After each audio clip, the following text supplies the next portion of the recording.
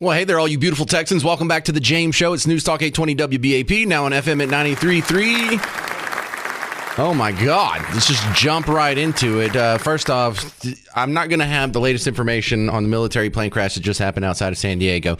That's going to be Mike Train is keeping an eye on that while I'm chatting, and you'll get updates at the bottom of the hour, top of the hour. That's the WBAP newsroom.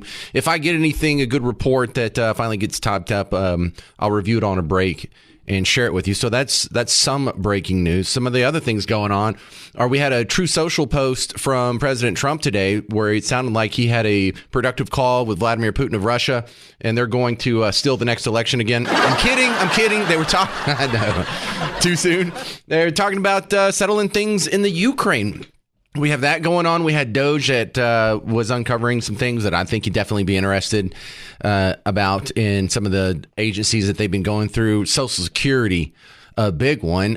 We have a nice flare-up in a very important debate about birthright citizenship, and I have a ton of funny sound bites to bring you. But let's bring in my first guest. Donald Kimball's back on with Young Voices. Welcome back to the James Show, sir. Thanks so much for having me. It's a pleasure to speak with you. Well, overall, I think people on Team Red like the idea of DOGE. And it's been my observation that, Donald, I think about half of our Team Blue brethrens are okay with it. They're just not the vocal ones right now. Yeah, I think that there is maybe a more reasonable contingent of people on the left who think that there are definite areas of waste that need to be addressed. And maybe they don't. Even if they don't outright support DOGE because they say things like, well, they don't like the sort of take a hatchet to the whole thing. They want like individual line item cuts, find what's reasonable, whatever it is.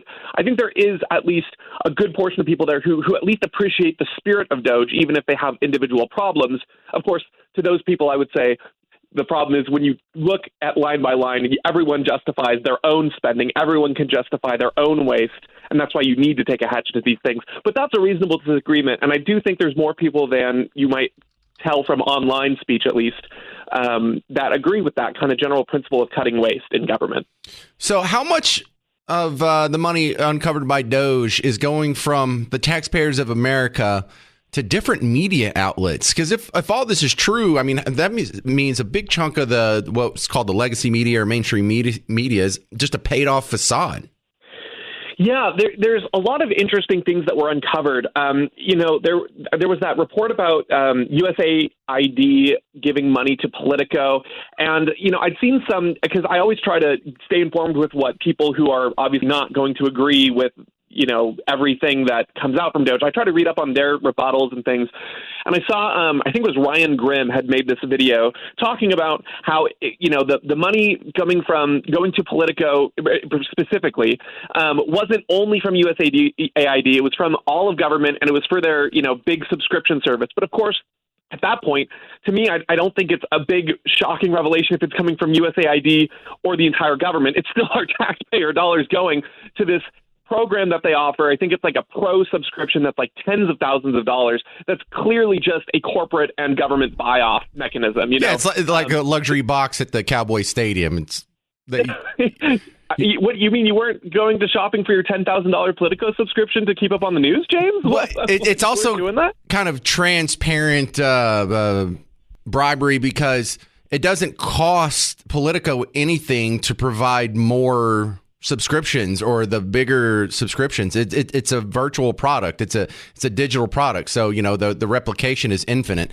And so they didn't actually have to do anything for all this extra money they got. And look, if you're in government, why don't you buy one subscription and y'all can just share the login with the rest of government, right? It's very clearly them just giving money to Politico. And now once Politico is dependent on big government to stay in business, then necessarily their content will skew toward big government. Yeah, that's exactly right. And to me, I think that obviously I want the waste and the fraud to stop.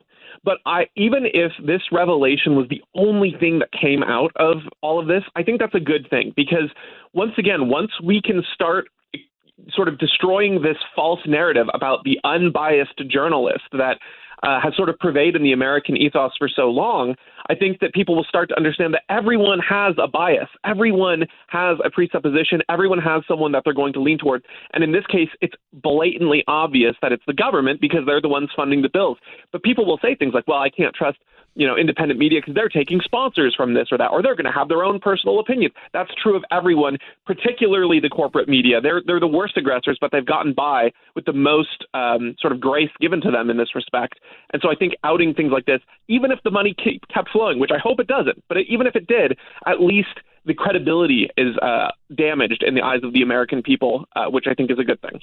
Coming up in the next segment, I'm going to play Elon Musk uncovering some things they found at Social Security, including several people who are around 150 years old. That's a miracle, Donald. Medical technology getting better every day. Just trust the science, James. Right. Yeah. And look, I understand that maybe someone just fat-fingered a birthday in wrong, and so he's really only 50 years old, and he's registered as 150 or whatever the case may be. It could just be clerical error. It could just be, a human messed up. But it's still in there, and can we at least clear that up? And how long is there no mechanism by which we discover and fix these errors? So some serious questions being raised over there, but I think we all knew that there's just piles and piles of fraud in Social Security, Medicare, Medicaid. It makes me think of the story about the government employee in France who stopped showing up to work one day and was getting paychecks for years and years, and they only discovered he'd stopped showing up to work when he won an award for how long he'd been at the agency. And so these kinds of things do happen, you're right. And so at the very least, the DOGE needs to be that mechanism. There needs to be these audits. And this is true of every company, every organization. As long as you've started running to some degree and you've been in practice for any period of time, you're going to get comfortable in certain rhythms and things are going to slip. And it's going to be uncomfortable, but you need to have those reevaluations, those internal looks and make sure, am I still doing things right? Are we clean here? Have someone outside coming in, looking in. That's healthy for every organization and the government in particular, since that is the only true monopoly we have in our country. I hope I can get to the audio today, but there was a federal worker that was fired by DOGE, and she was on CNN being interviewed, and she's like, it's just not right to have someone have to work every day but worry if they're going to have their job tomorrow. It's like, that's how all of us live out in the real world, lady. It's the most normal thing in the world. Donald Kimball, where do they find you outside of WBAP, sir? KimballDonald.com or Kimball Donald on X. Thanks so much for having me. All right, there he is, Donald Kimball. Coming up next, you're going to hear some of the revelations from DOGE and how your money's just been thrown down a toilet or set on fire, whatever metaphor you want to use. I'm James Parker. It's News Talk 820 WBAP, now on FM at 93.3. Hey there, welcome back to the James Show. News Talk 820 WBAP, now on FM at 93.3. This is like when you're a kid and it's Easter and there's a bunch of Easter eggs out in the yard and you're just goofing around trying to find them. And I don't know, did you grow up in like a neighborhood with like a little yard in a subdivision? Because I grew up on a horse ranch where we had like a barn and a horse trailer and a hay barn, wheelbarrows and all kinds of tractors and stuff where you could hide stuff. And this has that same feeling where you just walking around and you're going to find a bunch of good stuff. I mean, there's going to be some Peeps involved. There's going to be some Reese's involved, maybe some of the fun-size M&Ms or one of them tiny little Three Musketeers. You know what you're about to find, but it's still so exciting to find it. And so that's what it feels like for just going through the DOGE reports. I spend a lot of time preparing a show. I do a show. I have to put up the podcast and some social media posts and record commercials. And then when I get done with work, I can't wait to go see what DOGE has uncovered today while I was busy. So let's go and see where the big finds were yesterday. And I don't know, should that be the DOGE theme? Because I also kind of like the idea of AC/DC being the DOGE theme because of the engineer's funny name.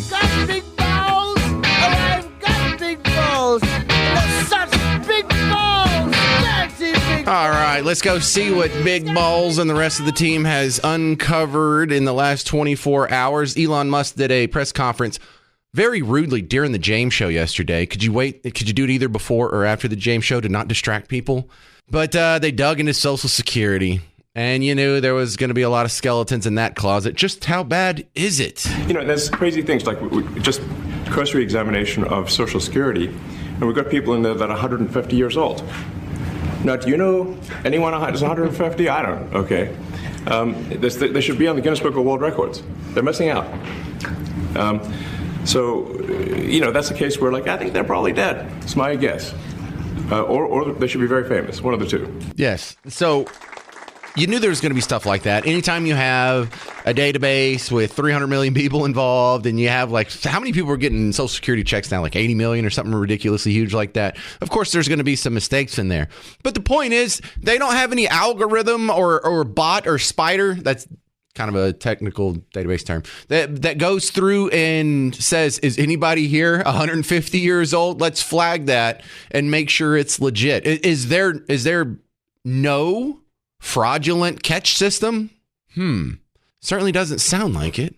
Again, like I'm not faulting the fact that there's a check that's going out with under questionable circumstances. But for some of these other checks, they don't even have contact or personal information. And the problem that's always going to arise with these government programs is they have no incentive to catch fraud. It's not like they're going to go out of business. It's not like they're going to lose to their competition. Oh, this other company's more efficient at providing a retirement pension that from money stolen from the next generation. No, you don't have any reason to be efficient there. And so the Department of Government Efficiency, this is exactly what they're looking for. But here's the worst thing I heard yesterday, is when you talk about how government moves at the speed of government and the private sector's ripping and roaring and adopting the new technology and government's kind of dragging behind. How far behind do you think they are in some of these departments? What about 1955-ish in their technology? And we were told, this is actually, I think, a great anecdote, because we were told the most number of people that could retire possibly in a month is 10,000. We're like, well, why is that? Well, because all the retirement paperwork is manual on paper. It's manually calculated, then written down on a piece of paper. Then it goes down a mine. And I'm like, what do you mean a mine? Like, yeah, there's a limestone mine where we store all the retirement paperwork. And you look at a picture of this mine. We'll post some pictures afterwards. And this mine looks like something out of the 50s because it was started in 1955. So it looks like it's like a time warp. And then the speed, the limiting factor is the speed at which the mine shaft elevator can move determines how many people can retire from the federal government. And the elevator breaks down sometimes, and then nobody can retire. Doesn't that sound crazy? There's like 1,000 people that work on this. So I think if we can take those people and say, like, you know what, instead of working in a mine shaft and carrying manila envelopes to boxes in a mine shaft, you could do practically anything else, and you would add to the goods and services of the United States in a more useful way. This is almost like a stand-up routine.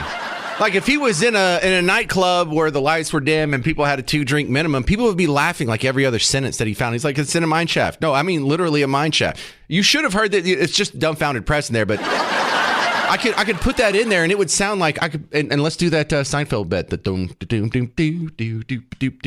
But they are using the technology because this place was built in 1955 that he's talking about, and they haven't updated it since. So they're not even. Remember when we were laughing a few months ago about the terrorists that got blowed up with beepers? We're like, who's still using technology from the 90s? Are they still watching Saved by the Bell? Huh? Or are they wearing a hypercolor shirt? Are they tight rolling the bottom of their jeans? Listening to Snow and Former or whatever. But this is worse than that. We're behind the beeper terrorists that got blown up. Oops, sorry about that. They don't even have a speak and spell yet. A-E-N. They're behind this technology. It doesn't spell anything, people. I'm just being funny. That is so bad. Look, if you're in the car with the Gen Xer, look, his eyes are glazed over. Because like Texas Instruments, they use these weird beeps to like implant messages into our head. It's like kill the Malaysian prime minister or whatever.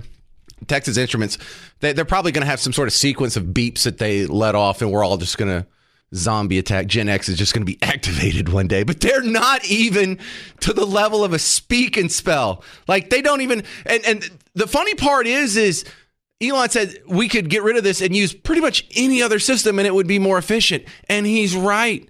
You could use a fax machine. That's at least technology from the 80s. You could use. Speak and spell would be a vast improvement. The flip phone that you had, the little Razor flip phone in 2001, or the little Nokia one with the the thumb keyboard. Like anything would be better than this.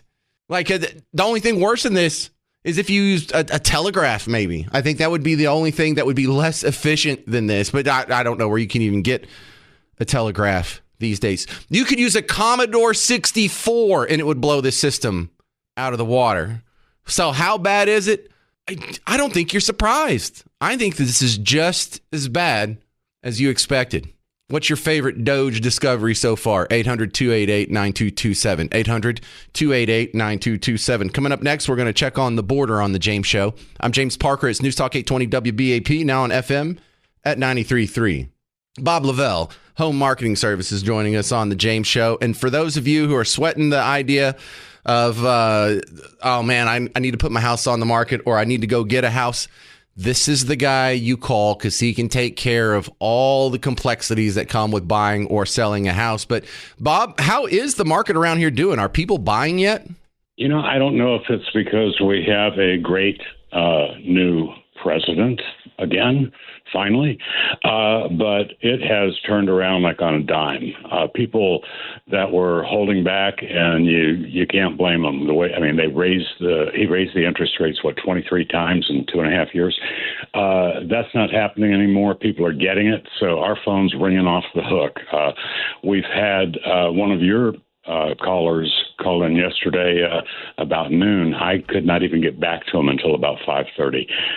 Everybody's been busy, so I don't know why. God bless Trump, but it's going to be a heck of a fun year. Oh, good. That's good to hear. And remember, if you're buying a house now, you're going to marry the house, but date the rate. Even if the rate is higher than you were hoping, then whenever it goes down, you can just refi. Go ahead and get in the house now. Go ahead and call Bob Lavelle. Get the process started, because you'll be happy you did, especially now that the economy's heating up a little bit. It is. And again, it really is as simple as to get started. Find out where you stand on qualifying. Call 292-392-9595. They'll get you set up. 972-392-9595, 972-392-9595. Home Marketing Services, Bob Lavelle. Thank you very much, bud. Thanks, James. Hey there. Welcome to The James Show, News Talk 820 WBAP, now on FM at 93.3. Welcome to the big show. You know, the funny part about DOGE is so many of the criticisms that are being thrown at it, I see not as flaws, but features. Jerry Nadler just came up with a list of grievances, and I not only did that not bother me, I supported all of that. Listen to this. As we speak, Elon Musk and his band of near teenage accomplices are systematically working their way through the executive branch, knocking down agency after agency while undermining the rule of law. And wait. He says that like it's a bad thing, but like this is kind of what I hear when he's talking. Here, just back it up just a little bit. Are systematically working their way through the executive branch, knocking down agency after agency. Knock them down. While undermining the rule of law and shredding the Constitution along the way. Yeah, I'm sure it's really shredded there. Please tell me more about what he's Musk cutting. And his team have unprecedented access to our most sensitive and personal data. They have gained access. Wait, how's he supposed to audit the federal budget without having access to the databases? I mean, it makes no sense. And how is it unprecedented? Who had access to them yesterday? Well, then it's not unprecedented, is it? Anyway. To extremely sensitive tax information at the IRS. Sensitive. Ooh. Highly restricted government records on millions of federal employees and their families from the Office of Personnel Management. And personal data related to health insurance plans, workplace safety and health investigations, child labor, and more. Is that really sensitive too, Jerry? And this is just what we have learned through news articles, because all of these actions have been taken without any transparency to the American people. Yeah, he just has a website where they're putting up their daily log of what they found and recommendations they made. It's hilarious, man. And then they turn around and they say, well, if they don't stop this, then we're just going to shut down the government. Because the Democrats are in the minority, so you have only so much leverage. Have you all essentially made it clear to Mike Johnson that until they allow you all to subpoena big balls and the normalized Indian hate guy, at least subpoena them or subpoena Elon Musk, no votes on the budget, no votes, no Democratic votes at all to keep the government open? Oh, God, now they're going to threaten us with a shutdown. Now you're just talking dirty. Now you're doing this on purpose, right? You're saying things you know that'll turn us on. You're threatening to shut down the government because we're cutting the government too much. Do you understand that that makes sense to me, but does she not realize like the logical paradox that's coming out of her mouth right now? You think that would really bother us if you shut down the government? Oh my goodness, this is the things we've been dreaming about. And so then on top of this, we have Social Security being put under a microscope. We have the Department of Education, which may be circling the drain here in the last few days that it has to infect our education system with terrible ideas and terrible influence. We have all kinds of other things going on. But on the foreign policy front, there was a post on Truth Social this morning, 8:53 a.m. Donald Trump says, I just had a lengthy and highly productive phone call with President Vladimir Putin of Russia. Oh, my God. He's bestest friends with dictators. Shut up. We discussed Ukraine, the Middle East, energy, artificial intelligence, the power of the dollar, and various other subjects. We both reflected on the great history of our nations and the fact that we fought so successfully together in World War II, remembering that Russia lost tens of millions of people, and we likewise lost so many. We each talked about the strength of our respective nations and the great benefit that we will someday have in working together. But first, as we both agreed, we want to stop the millions of deaths taking place in the war with Russia/Ukraine. President Putin even used my very strong campaign motto of common sense. We both believe very strongly in it. We agreed to work together very closely, including visiting each other's nations. We have also agreed to have our respective teams start negotiations immediately, and we will begin by calling President Zelensky of Ukraine to inform him of the conversation, something which I will be doing right now. I've asked Secretary of State Marco Rubio, Director of the CIA John Ratcliffe, and National Security Advisor Michael Waltz, Ambassador and Special Envoy Steve Witkoff to lead the negotiations, which I feel strongly will be successful. Millions of people have died in a war that would not have happened if I were president, but it did happen, so it must end. No more lives should be lost. I want to thank President Putin for his time and effort with respect to the call and for the release yesterday of Mark Fogel, a wonderful man that I personally greeted last night at the White House. I believe this effort will lead to a successful conclusion. Well, things just keep getting better and better, don't they? Wow. We're just cutting government waste, and we're firing parasites that have been leeching off the taxpayers for God knows how long. We're taking care of Gaza. We've got the Panama Canal back. We renamed it the Gulf of America. They're looking at extending our tax cuts, and now peace between Russia and Ukraine. How could someone complain about this? What could the complaint possibly be? How dare you bring peace to these war zones? How dare you get rid of wasted taxpayer dollars? How dare you trim the government back to its constitutional bounds? I don't know what the criticism is. Actually, I do know. I've got a bunch of sound bites that I'm going to be playing for you, so stick around for that. There's a tour coming that you may be interested in. It's called the I Want My 80s Tour. Listen to this. Rick Springfield, John Wayne Chung, and Paul Young. You can get tickets at livenation.com, or if you want to get the I Want My 80s tour, it's going to be at the Music Hall at Fair Park, July 20th. Text the word Rick to 800-288-9227. You'll be entered in our contest for a chance to win a pair of tickets. Rick, 800-288-9227. All right, coming up next on The James Show, I do have more sound bites, including a beautiful song they made up about DOGE, the critics. Actually, it's a terrible song. You'll hear that. And then also we'll talk to Bankrate economy analyst about what's going on with your money. I'm James Parker. It's News Talk 820 WBAP, now on FM at 93.3.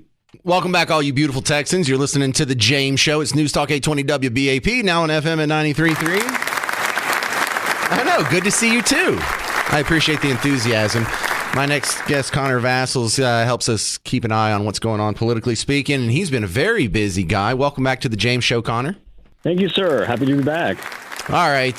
So have you actually gone in and seen the limestone mine? Because as soon as that thing gets shut down, I think it needs to be a tourist spectacle as sort of, it could be a monument on government inefficiency for future generations to remember.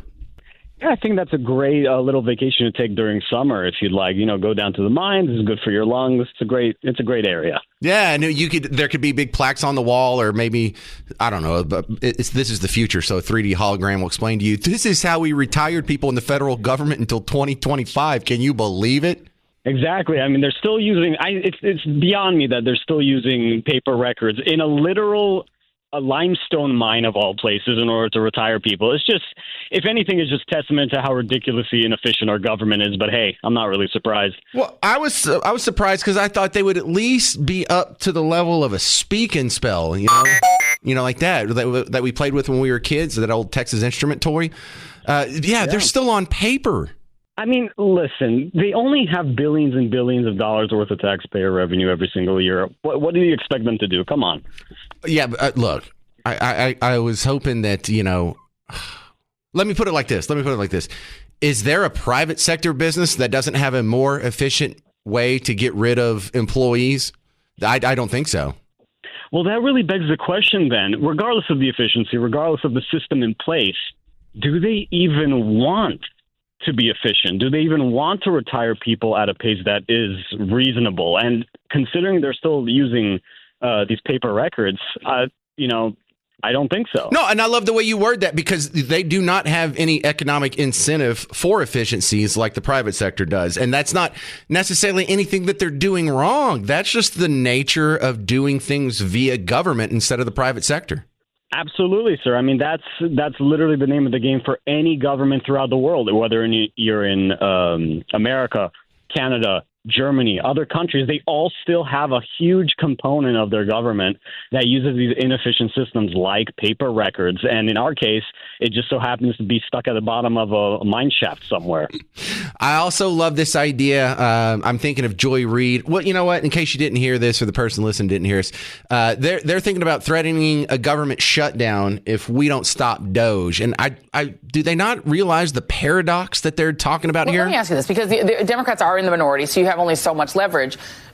Have you all essentially made it clear to Mike Johnson that until they allow you all to subpoena Big Balls and the normalized Indian hate guy, at least subpoena them or subpoena Elon Musk, no votes on the budget?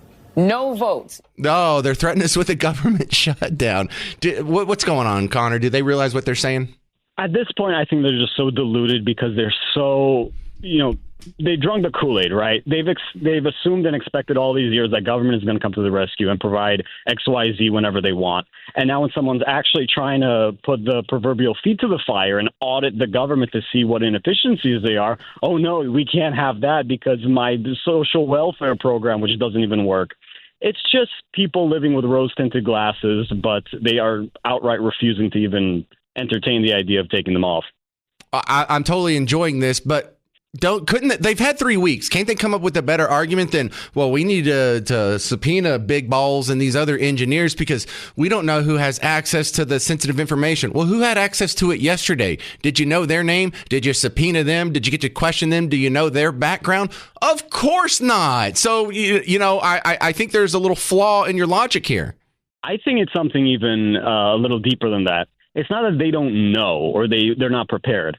What if they did know, but they just tolerated it, right? I mean, everyone nowadays, right, they're up in arms. Oh, how dare you have this unelected billionaire or Elon Musk dictating how government efficiency will be. Well, what about Anthony Fauci? What about Bill Gates? What about George Soros? What about all these other people who have, at one point and another, worked with politicians, with bureaucrats in order to sway their votes or affect public policy? Is this hypocrisy which, if they're in power, if they're the ones in the overall office, it's totally okay. But once opposition is in, oh no, this is a tyranny. Right, but doesn't everybody see the logical paradox of them pretending to be concerned? Well, there's an unelected person who has access to the personal government databases. Yeah, that's who's had access the entire time the databases existed. I mean, the entirety, 24 hours a day, 7 days a week. The only people who have accessed that thing are database administrators who are unelected. Like, not only is that not shocking, not only is that not a constitutional crisis, it's the most normal thing in the world, Connor. Exactly. That is the status quo, right? And they're making it a big deal now because the person that they don't like, the person they've been calling Orange Hitler for the past how many months and years, is finally in power, and now they're having to put their money where their mouth is, because all the systems that they put in place that they've benefited from for all these years is now in the hands of someone they don't like, and now they're thinking, oh crap, now we have to deal with the reality of the situation. When they are done, when DOGE is all said and done, because this is going to be a temporary blip on the radar in history, I want to know who Big Balls is. I want movies to be made of him. I want Justin Timberlake to play him in the movie, or someone cool. I want him to cut an album. I want him to run for office. As far as I'm concerned, he's the first big hero of 2025, Connor. Amen, sir. All right, where do we find your work outside of the James Show? Thank you. You can find my work on Amazon, The State Knows Best, and I'm Joe Biden. I'm also on Twitter X at Connor_Vasile. Wait, do your book title slower, because I like both of them. Oh, thank you. So I'm on Amazon. My first book is The State Knows Best.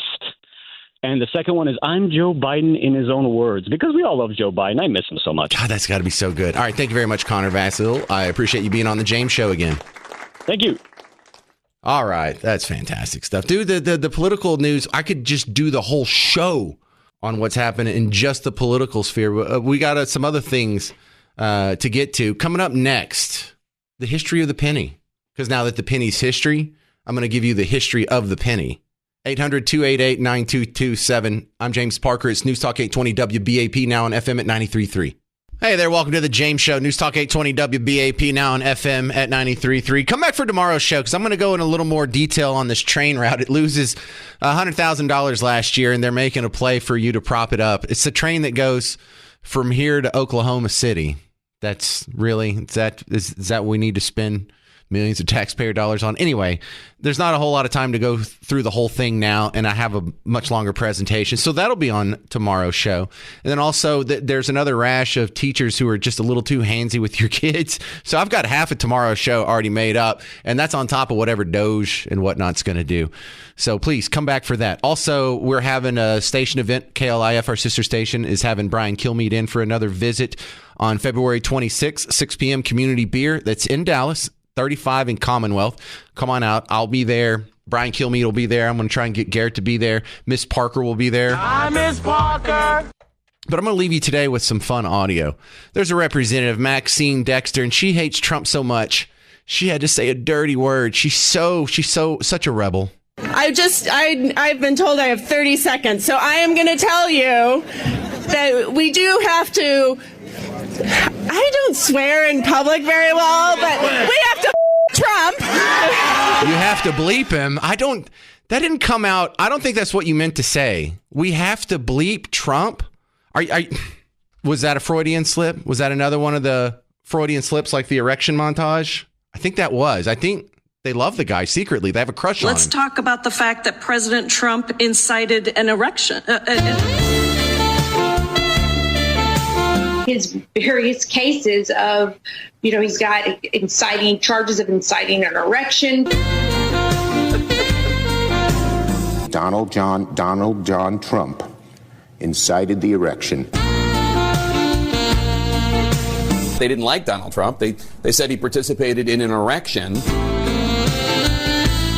I think they secretly like him. Like when you were in fourth grade, and if you liked a girl, you would like punch her in the back and then run across the playground all out of breath. I think they really like him. I think that's much better than the song. These songs, man, just so cringy. You have another congressional representative, and it was at the same event where you heard Maxine Dexter profess to want to copulate with the president. Listen to this song. They've got lyrics written out. There's more than one person singing on it. There's a bunch of people you don't recognize on a stage in like suit and pantsuits and business attire in front of a crowd that doesn't know this song. And it's just so awkward and cringy. Like, which side are you on? Not on this side. Which side are you on? Which side are you on? Not this one. Me. Which side are you on? Oh my God, Megan. Which side are you on? We'll fight against DOGE. We'll fight Elon Musk. No Elon's kept within our walls. We'll fight from dawn to dusk. Oh, which side are you on? Could it be a little more upbeat? Why does it sound like they're working on a chain gang and Oh Brother, Where Art Thou? Are you on? Which side are you on? Bro, this goes for like 2.5 minutes. Coming for our unions. He wants us all to fail. He wants us to bow to. Y'all couldn't like get a sample, like the Amen sample or the Apache sample or a drum line or something? Which side are you on? Acoustic guitar, maybe? Which side are you on? Tell me, which side are you on? Whatever side you're on, it's not on me. And then the show that comes on before me, the Dan Bongino show, the producer for that show, local guy, Jim Verdi, he made just the perfect parody of that based on the idea of a new PBS show. The promo for it, Jim Verdi came up with this. In the tradition of the public broadcasting system's legendary children's television like Sesame Street and Mr. Rogers' Neighborhood. Beautiful day in this neighborhood, a beautiful day for a neighbor. Would you be mine? PBS brings you The Democrats. We'll fight against DOGE. We'll fight Elon Musk. Your kids will love these grown children acting just like them with new little chants. We won't rest. We won't rest. But this show has an edge no children's show has ever had before. I say Trump. We have to Trump. Donald Trump and Elon Musk. PBS's new children's show, The Democrats. Trump's coming for our unions. He wants us all to fail. Airing now until Elon cuts our funding. All right. That's going to do it for my show today. If you need more James Show action, check out the podcast. Wherever you already listen to podcasts, Apple Podcasts, the Pie Chart app, or Spotify. I prefer the WBAP app, really, or WBAP.com, but I understand. Stick around. Mark Levin's coming up next. This has been The James Show with me, James Parker, on News Talk 820 WBAP, now on FM at 93.3.